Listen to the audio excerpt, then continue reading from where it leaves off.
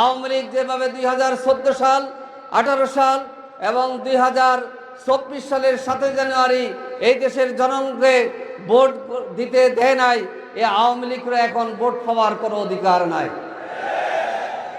আওয়ামী লীগের বিচার হবে আগে। এই বিচার সুসম্পন্ন হওয়ার পরে দেখা যাবে জনগণ আওয়ামী লীগকে চায় কিনা। কিন্তু আমরা অনুরোধ জানাবো,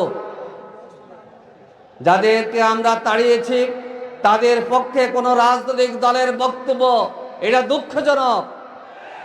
এই জন্য স্বৈরাচারের বিতাড়িত স্বৈরাচারের বিরুদ্ধে ঐক্যবদ্ধ ভূমিকা আমাদেরকে পালন করা লাগবে। আমি এই কর্মী ভাইদেরকে বলবো, সবর করতে হবে, ধৈর্য ধারণ করতে হবে। ঠুনকো কথায় মাঠের মধ্যে আন্দোলনরত দল এবং নেতারা যারা আছি আমরা কোনো ঝামেলা এবং জটিলতা তৈরি করা যাবে না। কারণ এই স্বৈরাচার বিদায় হয়েছে, কিন্তু একটি সুষ্ঠু নির্বাচনের মধ্য দিয়ে এই স্বৈরাচারের কবর বাংলাদেশে রচিত করতে হবে।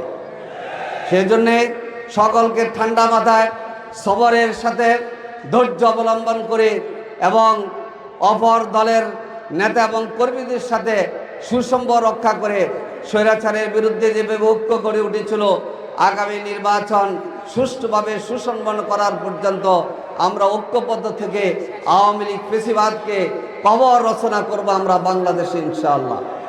সংগ্রামী ভাই ও বন্ধুগণ, আসুন এখানে যারা কর্মী সবে আছেন, আমি সূরা সবের 4 নম্বর আয়াতটি বলেছিলাম, আল্লাহ তাআলা তাদেরকে ভালোবাসেন যারা আল্লাহর পথে লড়াই করে, সংগ্রাম করে, জেহাদ করে দলবদ্ধভাবে এবং শৃঙ্খলার সাথে নিয়মতান্ত্রিকভাবে যেন সারা শিশাটা প্রাচীর। আজকে আমাদের উপর জুলুম অত্যাচার হওয়ার পরও এই হাজার হাজার নেতা কর্মীর উপস্থিতি সাক্ষ্য দিচ্ছে যে আমরা মৃত্যুকে ভয় করি না, আমরা শাহাদাতকে আলিঙ্গন করি, আমরা জেলে যেতে ভয় পাই না, বরং জুলুম নির্যাতনের পর আমরা এগিয়ে যাই।